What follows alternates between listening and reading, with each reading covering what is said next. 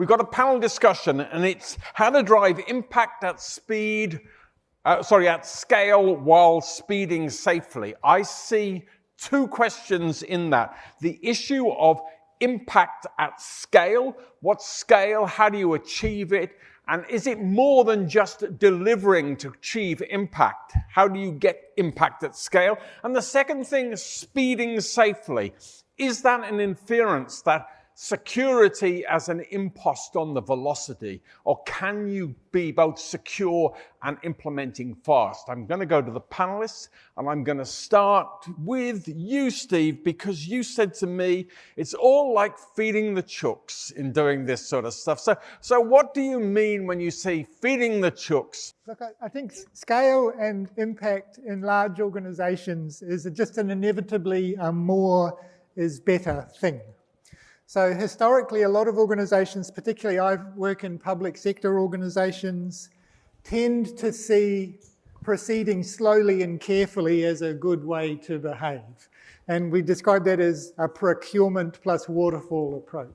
Now, the opposite is true in digital innovation these days, as I think we all know, because you have just got to be delivering more. More is better. More requires you, however, to have digital fitness. You've got to be fit. You don't get fit by sitting around doing nothing for long periods of time and then trying to deliver something. You get digitally fit by a high cadence of constant delivery. And that's how you educate people in the organization to understand the possibilities of new digital technologies in transformative ways, because they see it happening before their eyes.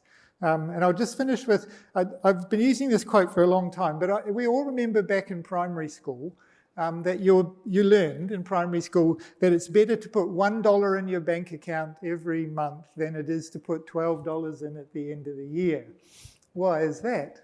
Compounding interest. So organizational learning works the same way.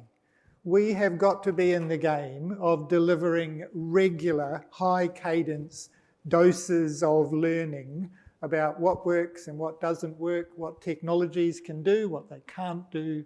And that is a high cadence, high delivery game. And that's the game we've got to be in to deliver at scale.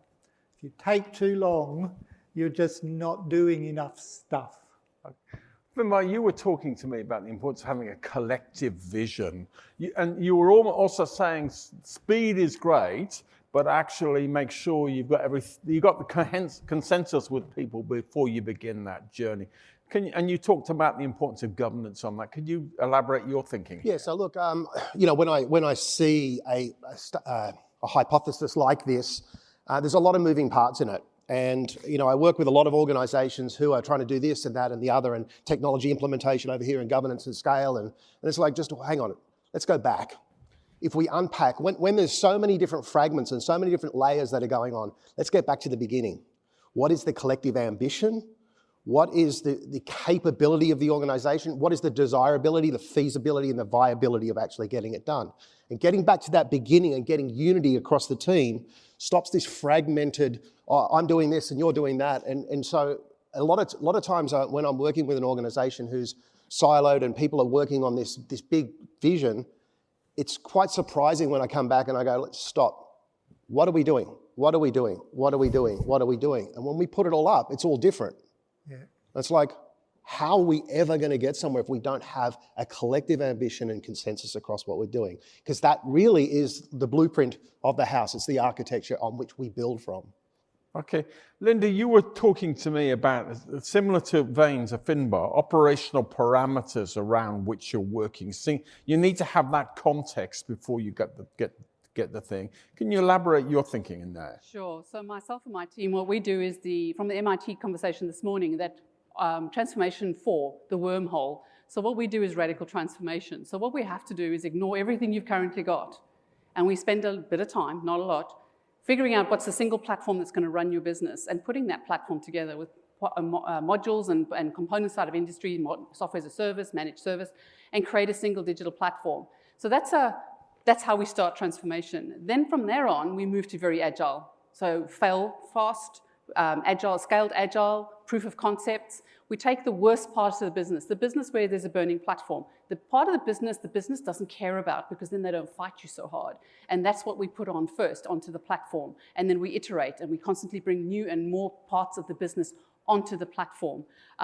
What we find is that if you've got the frameworks in place, the operational frameworks, so start off by understanding your governance frameworks, your data frameworks, your security frameworks. Those are some things that we simply give us the standard, we adhere to them, we make sure the new platform complies. So it's at scale, it's huge, but it's iteratively once it's at scale, if you know what I'm trying to say. So we fail fast, and what we'd spend our lives doing is pivoting. I'm going to come into a moment this concept of iterative, because all of you in some ways have mentioned to me that the approach is iterative. But Jamie spoke to me about open heart surgery, and there's times a business needs open heart surgery. So can you tell when you might not go iteratively? So digital colleagues, I'm a cybersecurity professional, I don't hate you, right? But there's often that challenge between how the digital function wants to operate and a feeling that it's the security team that's preventing that from occurring. When we're talking about transformation and open heart surgery, we want to be fit, we want to be strong. Sometimes organisations go through a crisis that actually requires you to say, hey, crawling our way here is not going to get us there. We need to actually radically transform, and that means people, it means organisational structures, it means processes, and it means a full review and an honest review of actually the technology platform that you've got, right? And the security function, because we often have to deal with all sorts of challenges from all sorts of threats on all sorts of technology platforms, can actually work very well with the digital team to say, all right, we're going to go through some surgery now. Where do we want to end up so that the patient is alive and well at the end of that? Okay.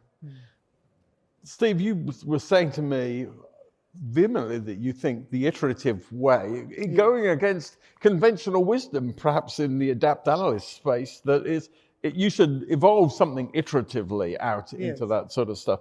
And notwithstanding Jamie saying that there are times of crisis where you do need to respond, but I think all four of you think the only way to evolve scale is to do it iteratively and grow and evolve it. Why do you feel strong? You spoke to me, Steve, about when you work in the public sector where you haven't got a profit motive, it really impacts how you can deliver.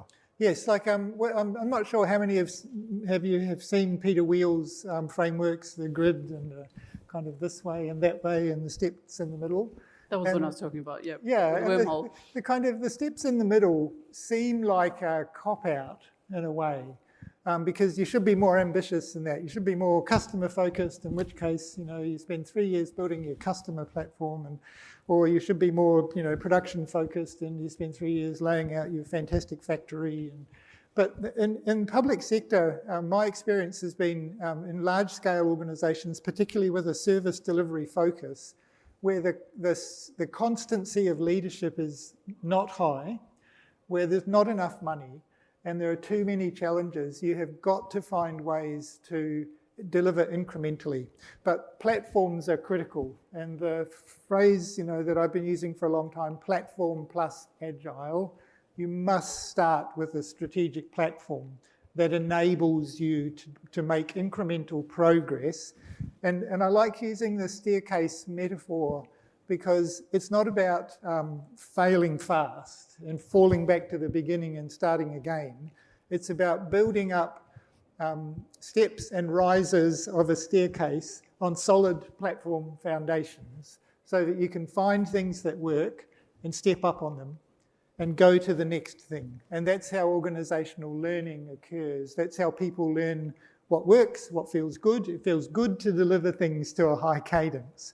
And then you're starting to make progress. And if you start to make progress, in my experience, you can win money by building confidence that you know what you're doing and you're capable of driving things. Because there are too many experiences that I've observed, particularly in large public sector organisations, where the big grand plan, the exquisite PowerPoint detail, and the multi-$100 million budget bid deliver absolutely nothing over 2 or 3 years. Okay. The net product is 0, probably backwards, and it's much, much more effective to be delivering results incrementally. Can I Go on, jump you in? please Yeah. do. No, it's, you're spot on, and I often do this with the security function, is that if you look at any sporting team or any player in a sport, who gets money? Winners get money, right? Yes. And it's not like they rock up and they just, they've done nothing all year and they rock up in the grand final and they kick all the goals, right?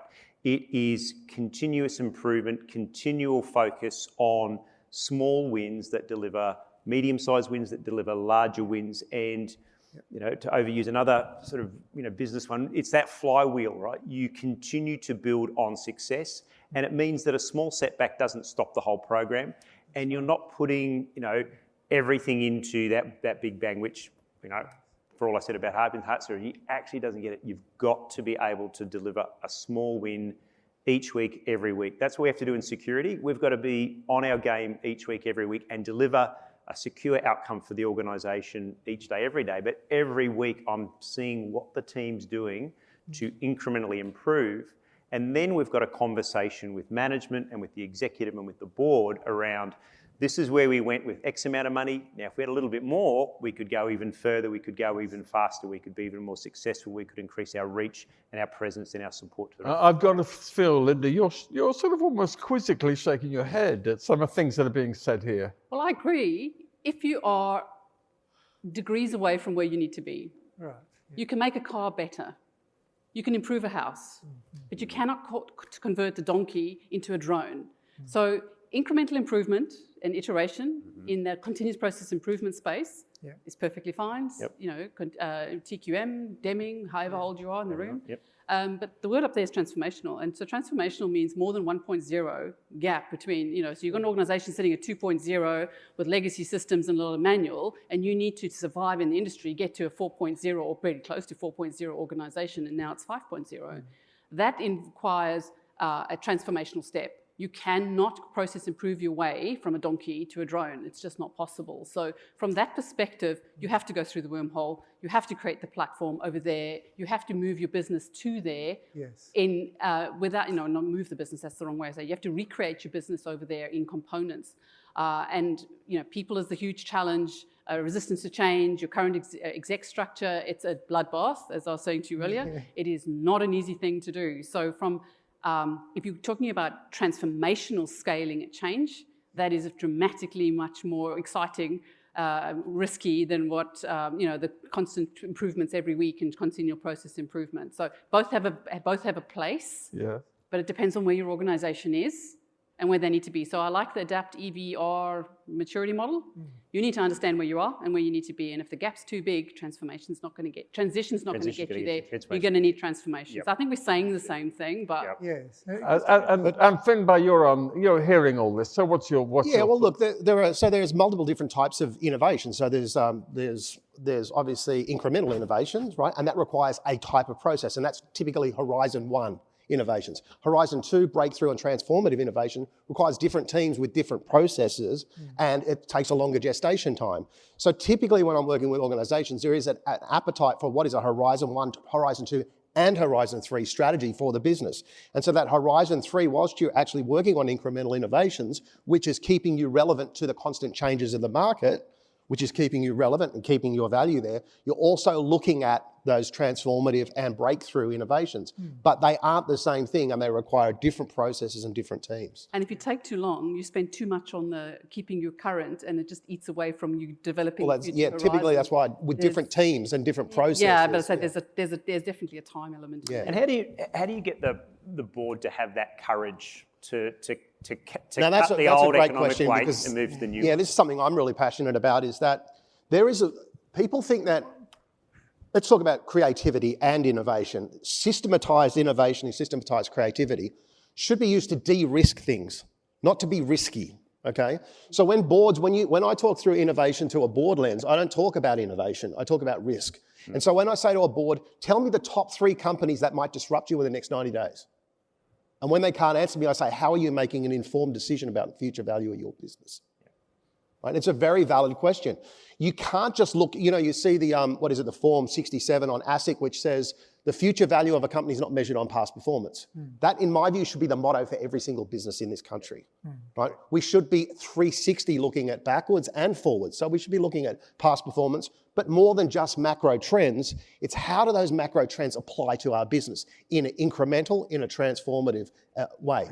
So it's about having the optics, having the ability to synthesize these data points and then turn them into actionable items that relate to innovation. So that's the way I would sort of look at it. And yet I've got to bring in Steve here because I can't help feeling you're dealing with organisations in electoral cycles. You've got 3 years to deliver something. Yeah. So you haven't got the luxury of a grand plan that you work towards. No, that's right. And I think, well, my experience anyway, over a decade or more in big public sector service delivery organisations is that solid, forward-marching incremental change is genuinely transformative in public sector organisations because there is seldom the opportunity to make a transformative change in the sense of launching an entire new product or getting into a new business or the kind of things that are possible in private sector organisations.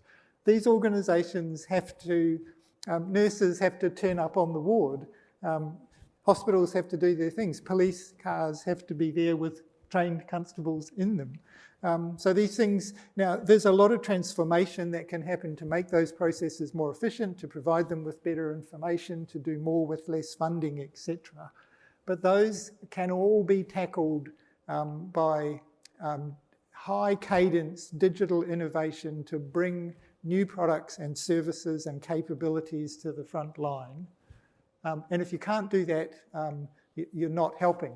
And it's kind of pointless to be talking about the fundamental reforms of the justice system that might be necessary or useful if you can't even deliver something that would be useful to someone on the front line within a month or a few months. So I just think it's a very practical street fighting kind of a game, not a grand reform game. Now, of course, there are opportunities for the grand reform conversations, but they play out over a long period of time. And you built credibility over a period of time. You built evidence to sort of push the firmer agenda. But I can't help feeling, I'm sorry, I'm a New South Wales Service, New South Wales talk. I mean, as a ratepayer in New South Wales, that is a phenomenal change that I've witnessed. And it was somebody being bold, you know? Yeah. So to answer your question, what does it take? And I agree, in the larger organisation, continuous process improvements is probably your safer bet. But to answer your question, what it takes is a CEO to manage up to the board and to manage down to the troops. Yes, not necessarily a manager CEO, but a visionary CEO who is resilient, stubborn, and absolutely dedicated to the transformation.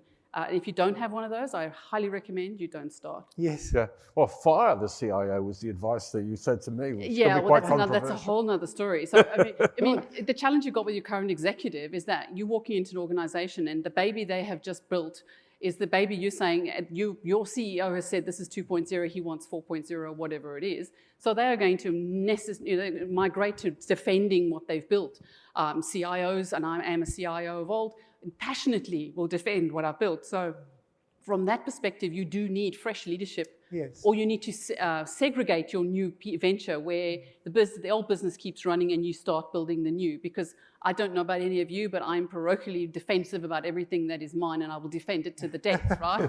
And I find the best transformational people who are people who gave me hell in the last company, but in the new company, they walk in and they go, right, when's the new system arriving? Because they're new and it's not their system. Yeah. So yes, fire the CIO is often the advice I give my CEO. Can I just say, I just think it's important to, at least for me, it's important to sort of recognise that innovation is happening in much more places than technology. Yeah. And so we're seeing what's happened with work from home, for example.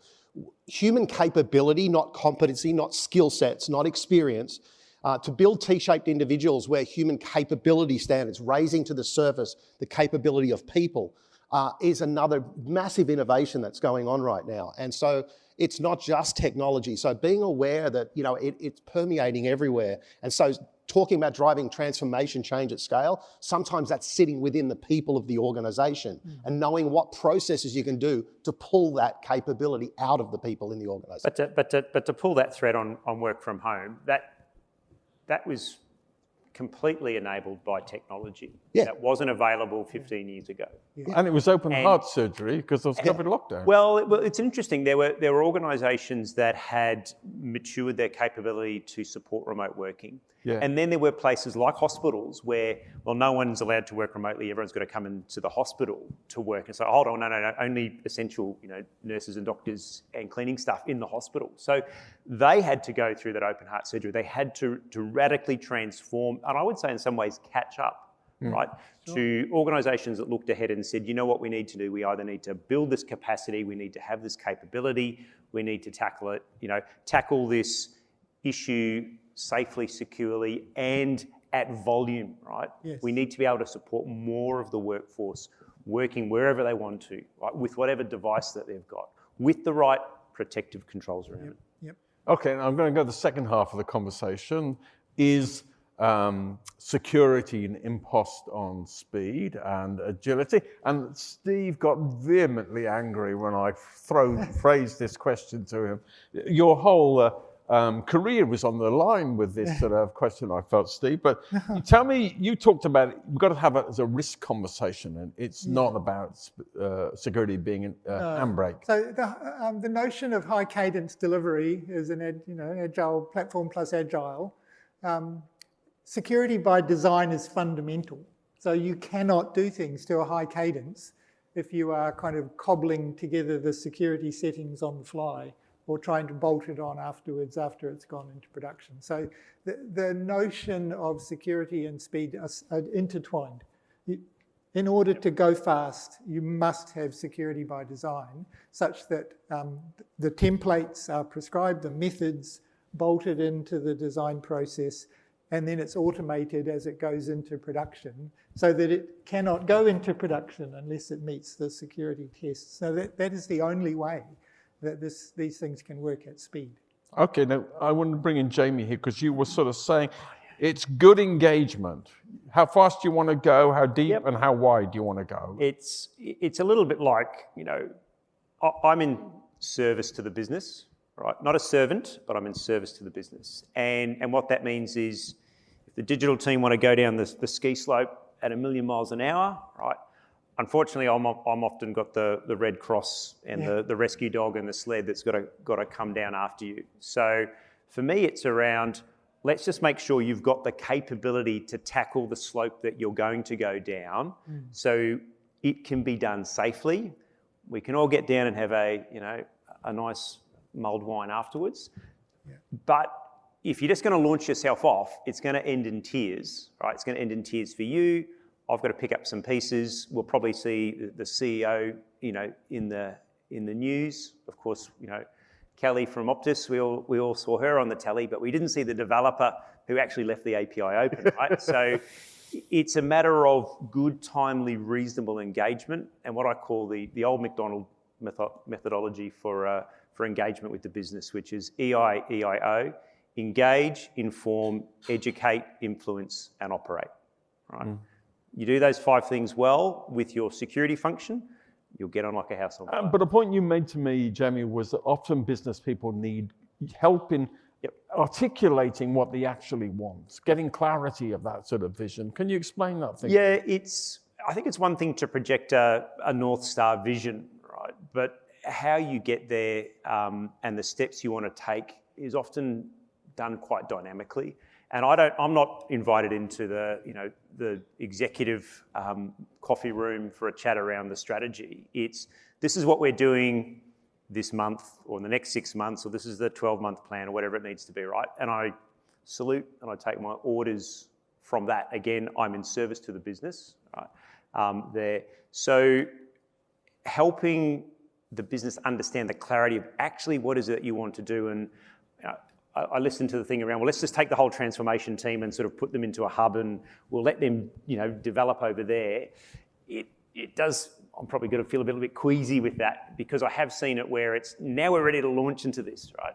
And it's actually missing some key components. A little bit like the skier who's ready to head down and it's like, you might want to put a helmet on here, right? It's like, no. Before I come in there, Linda, I just want to bring in Finbar because Finbar, when I spoke to you, what Jamie is saying was in line with what you were saying about having frameworks and processes, engagement, that sort of stuff. Yeah, 100%. It sounds really boring, but when someone starts mentioning speed and and safety and all these buzzwords, it's like I just go back to, okay, what does that mean? Yeah. Explain it to me. What does it mean?